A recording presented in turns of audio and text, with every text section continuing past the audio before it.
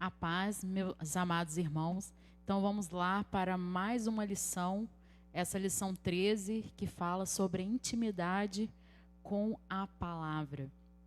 E o texto básico que nós temos é o 1 Pedro 1,25, que diz: a palavra do Senhor, porém, permanece eternamente. Então, vai falar a respeito, de uma observação aqui. Vamos supor que um homem de cada nação da terra recebesse a missão de esculpir, ao longo de sua vida, um pequenino pedaço de vida. Um pequenino pedaço de mármore. Um dia, todos esses homens, dos quais nenhum sabia que os demais estavam também esculpindo um pedaço de mármore, iriam se reunir numa pequena vila ao sul de Jerusalém. Cada qual com seu pedaço de mármore. O homem que esculpira, que parecia ser o dedão do pé esquerdo, sem dedos, ou calcanhar, viria e ajuntaria o dedão do seu pedaço de mármore, e os dois pedaços se juntariam perfeitamente. Os demais dedos seriam adicionados, cada um do tamanho e do formato certo. Então viria o escultor do calcanhar e assim por diante, ajustando tão perfeitamente ao anterior que nem as emendas aparecessem, até que toda a estátua tivesse montada, perfeita nos mesmos detalhes. Como se poderia explicar tal estátua, a não ser que houvesse alguém com um projeto que antecipadamente tivesse dado a cada homem instruções exatas sobre o pedaço de mármore que iria esculpir. Não é à toa que os anjos cantaram boas novas de grande alegria, o milagre dos séculos, aquele de quem toda a Bíblia fala, nascera em Belém. Então nós vimos aqui um exemplo, de chamassem vários homens e ali pedisse que eles esculpissem. E sem um ter conhecimento do outro, e seria assim algo impossível de quando eles se juntarem sem ter tido a instrução, sem ter tido uma planta, como que iria encaixar perfeitamente. É o que acontece com a palavra de Deus, Lá os profetas, antes mesmo ali do Novo Testamento, antes mesmo de ter o nascimento do Messias, foi ministrado, os profetas anunciaram, disseram detalhadamente, foi algo assim de bem detalhado, os detalhes, onde seria, como seria, e nós vimos ali que não foi, por qualquer acaso, quando os anjos cantaram boas novas de alegria, o milagre dos séculos, aquele de quem toda a Bíblia fala, nascera em Belém. Sua vinda e sua vida profetizado com séculos de antecedência. É milagre ainda maior do que seria uma estátua assim construída. Ainda que acontecesse realmente várias pessoas de várias cidades e quando se juntasse ali, montasse perfeitamente, encaixasse perfeitamente cada dedo, cada coxa, cada tornozelo, ainda maior foi o milagre, como foi constatado, como os profetas tinham anunciado. E ali, realmente, Jesus nasceu em Belém, e tudo que foi mencionado aconteceu.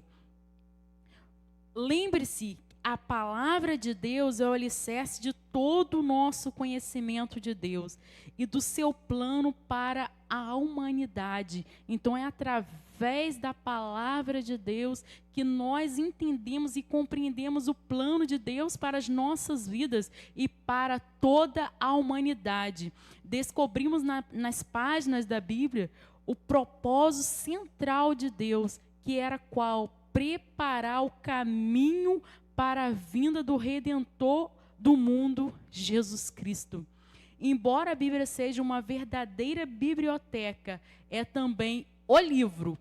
É uma história grandiosa, uma história de amor, do amor de Deus pela humanidade e do preço que Ele se dispôs a pagar para nos restaurar a plena comunhão com Ele. Então, quando nós começamos a nos aprofundar na palavra, nós compreendemos o propósito de Deus, qual foi o real propósito de Deus ao enviar Jesus para que nós viéssemos ter o direito de vida eterna, de comunhão com Ele. Assim é que temos na Bíblia um livro diferente de todos os demais. O livro, uma revelação divina, uma revelação de Deus ao homem, comunicada através de homem, que se estende, perfeita do seu glorioso princípio, do seu majestoso final. As capas desse livro tão especial são a eternidade passada e a eternidade futura, e o seu conteúdo é o tempo. Embora séculos tinham se passado, mas no momento certo aconteceu perfeitamente como tinha os profetas anunciado que o Messias viria. Então, antes que os montes nascessem, ou que tu formasse a terra e o mundo, sim, de eternidade a eternidade, tu és Deus. Então, essa lição fala a respeito que a palavra do Senhor, ela permanece eternamente. Embora muitas das vezes as pessoas duvidam, como aconteceu ali com Noé. Noé construindo ali a arca e anunciando que viria um dilúvio, mas nunca tinha acontecido algo parecido antes. Então, as pessoas não acreditaram naquela revelação que Noé recebeu da parte de Deus, e eles só foram acreditar no momento realmente que veio o dilúvio. Aí foi tarde demais. Uma certa feita, um diácono foi convidado para ser interrogado diante de uns homens inteligente, estudioso a respeito da veracidade da palavra de Deus, da veracidade da Bíblia. E aquele homem simples, que não tinha muito o que argumentar, o argumento dele foi o seguinte: olha, se realmente não existe um céu, se realmente o homem morre, acaba ali, não existe nada disso, o que eu perco?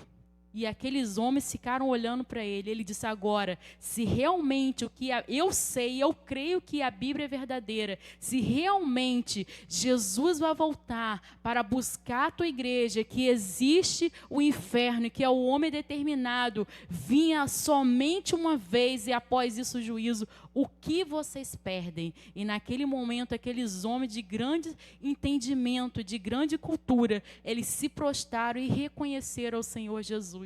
Uma certa vez também um menino na escola, ali a professora falando a respeito do Mar Vermelho. Ela disse na aula de ciência que por uma vez por ano o Mar Vermelho ficava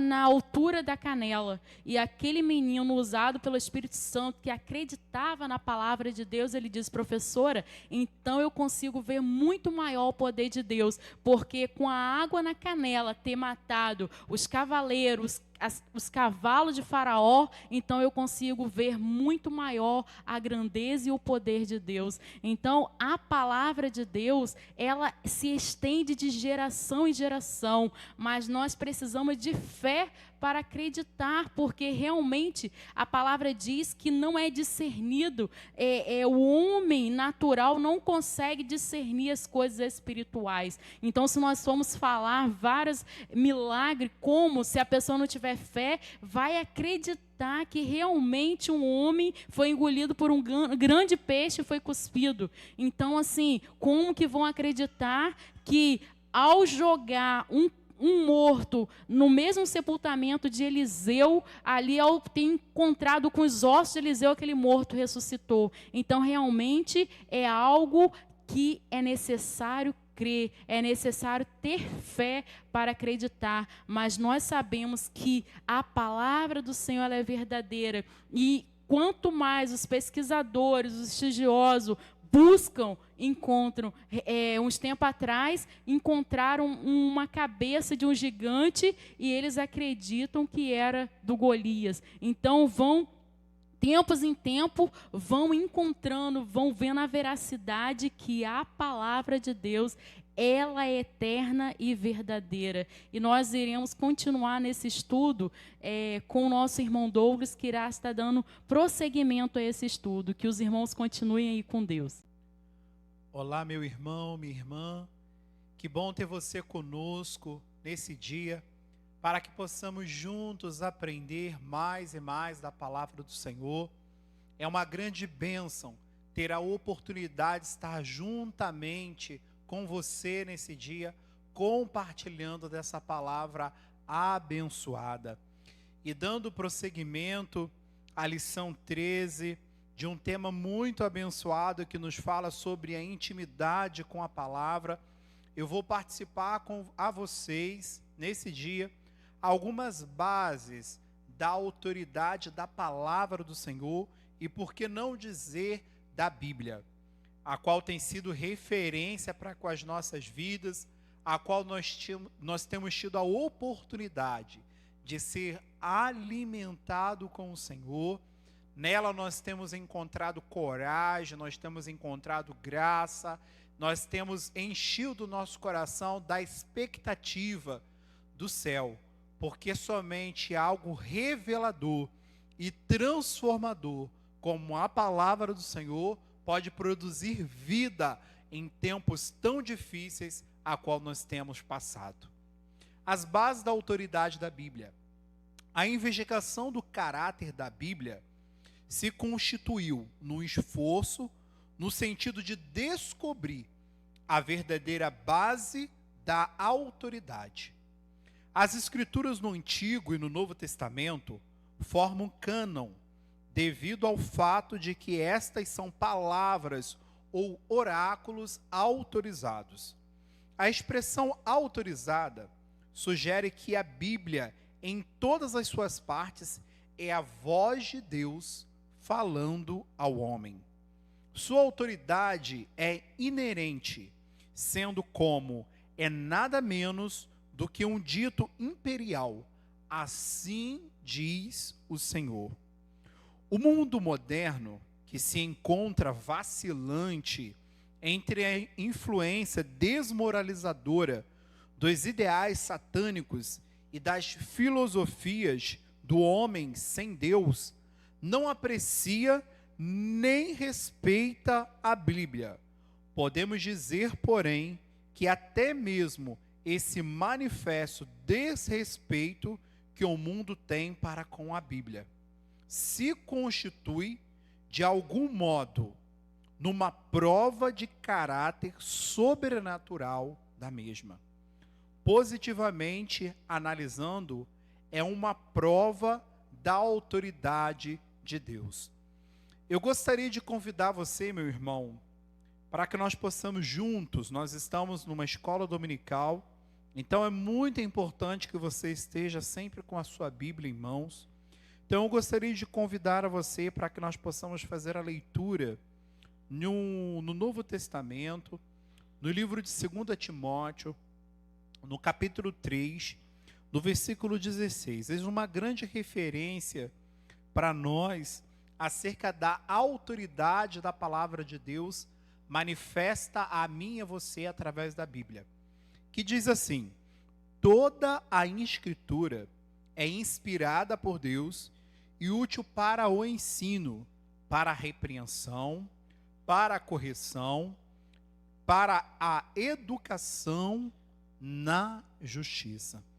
Então, a palavra do Senhor não é somente como referência para as nossas vidas, mas ela é uma oportunidade de Deus nos educar. Existe algo que eu já compartilhei por diversas vezes quando nós estamos nas classes presenciais. Não existe nada de mais agradável quando nós temos a oportunidade de encontrar pessoas educadas. E a palavra do Senhor, através da Bíblia, nos dá a oportunidade de que dia após dia nos relacionamos com essa palavra, nós temos a chance de sermos pessoas educadas e instruídas pelo nosso Deus. Declarar das Escrituras, como elas fazem de si mesmas, que são inspiradas por Deus, é reconhecer a autoridade suprema que só pertence a Deus e que elas procedem diretamente dele, Isso significa que seu caráter plenário, as Escrituras são, em sua totalidade, a palavra de Deus. Elas possuem a peculiaridade indiscutível de ser nada mais, nada menos do que um decreto real. Assim diz o Senhor. Então, a palavra do Senhor, ela é imutável. Nós sabemos que por mais que o homem tenta se afastar do plano original e do propósito que Deus constituiu para a vida de todo ser humano na face da terra, ela jamais vai ser alterada, porque assim como a voz do Senhor, ela é imutável para com todos os princípios ligados da parte de Deus às nossas vidas. Eu convido você novamente, que está com a sua Bíblia em mãos, para que a gente caminhe um pouquinho mais à frente, ainda no Novo Testamento, lá no livro de 2 Pedro, no capítulo 1, versículo 20 e 21, mais duas referências para nós na palavra, que diz assim: sabendo primeiramente isto, que nenhuma profecia da Escritura provém de particular elucidação, porque nunca, jamais, qualquer profecia foi dada por vontade humana. Entretanto, homens santos falaram da parte de Deus, movido pelo Espírito Santo. É muito comum nós ouvirmos vários questionamentos das pessoas, né? Principalmente daqueles que estão distantes do caminho do Senhor, questionar, mas foi homem que escreveu. De fato, Deus usou a mão do homem para deixar relatado esses princípios abençoados para mim e para você. Mas, logo, eu e você compreendemos que o homem, dotado de sua capacidade, ele jamais teria condições de escrever relatos tão genuínos e tão abençoadores, a qual é a palavra do Senhor. Então, somente a inspiração, como nós lemos nesse versículo, somente a inspiração divina, através do Espírito Santo de Deus, foi possível deixar esses relatos para que venham se instituir não somente princípios, mas bênção para a minha e para a sua vida. Esse aspecto da autoridade da Bíblia está entranhavelmente relacionado com o fato de que a mensagem que esses homens escolhidos receberam e pregaram era inspirada por Deus.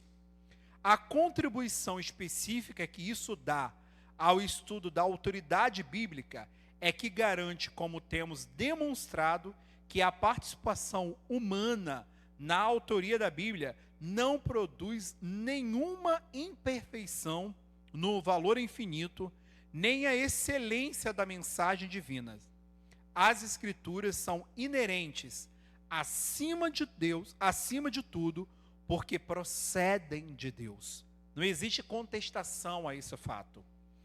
Prova evidente de que a autoridade da Bíblia independe dos homens inspirados que a escreveram. Consiste no fato de que mesmo aqueles livros cujos nomes são dos autores são indagados, são tão inspirados por Deus quanto os demais que compõem o cânon divino. É maravilhoso quando nós começamos a entender não somente esse princípio, mas a manifestação do poder do nosso Deus em manifestar a sua graça e bondade para com as nossas vidas, para que diariamente nós tenhamos a oportunidade de manter o contato com Ele e buscarmos referências para que nós possamos caminhar de forma abundante aqui na terra. Sabe, um dos exercícios mais preciosos que eu e você podemos exercer através da fé é não somente acreditar na palavra, mas em viver em conformidade com a palavra do Senhor. Algo de mais especial que nós conseguimos exemplificar o amor de Deus, todos aqueles que estão à nossa volta, é fazer com que a palavra do Senhor se manifeste diariamente na minha vida e na sua vida. E de que forma nós conseguimos exemplificar isso e evidenciar esse amor a todos aqueles que estão à nossa volta? É cumprindo, é nos esforçando a cumprir, mesmo com as dificuldades que nós encontramos aqui na terra, mas nos esforçando a cumprir todos os ensinamentos a qual o Senhor tem nos orientado através da tua palavra.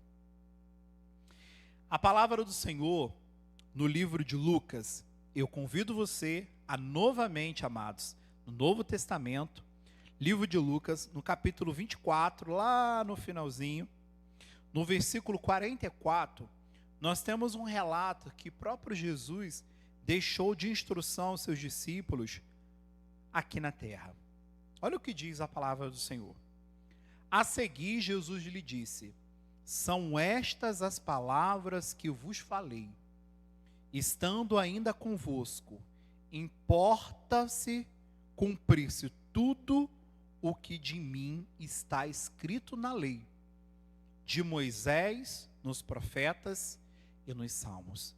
É maravilhoso nós vermos que Jesus, ele teve uma preocupação de fazer com que a sua vida viesse cumprir todas as revelações através dos profetas. E ele nos dá a chance de permanecer nesse legado, de sermos pessoas que cumprem todos os ensinamentos da palavra, para que o Senhor possa ser revelada na minha e na sua vida a toda a humanidade. Os 4 evangelhos contêm nada mais, nada menos do que 35 referências diretas ao Antigo Testamento citada por parte do Filho de Deus. Estas, como se pode notar, não apenas registram seu testemunho no tocante ao caráter divino da inspiração plenária das Escrituras, mas também tomadas como um todo, contemplam o Antigo Testamento e certificam os aspectos plenários de que perfeição. Quando Cristo declarou, eu sou a verdade, esse relato está lá em João 14, 6, ele estava declarando algo mais do que ser verdadeiro. Ele se declarou como a verdade no sentido em que ele é o tema central da palavra da verdade. Ele é o Amém, a testemunha fiel e verdadeira. Um relato em Apocalipse diz: eu para isso nasci. Em João, tá, amados? João 18:37. Eu para isso nasci, e para isso vim ao mundo, a fim de dar testemunho da verdade.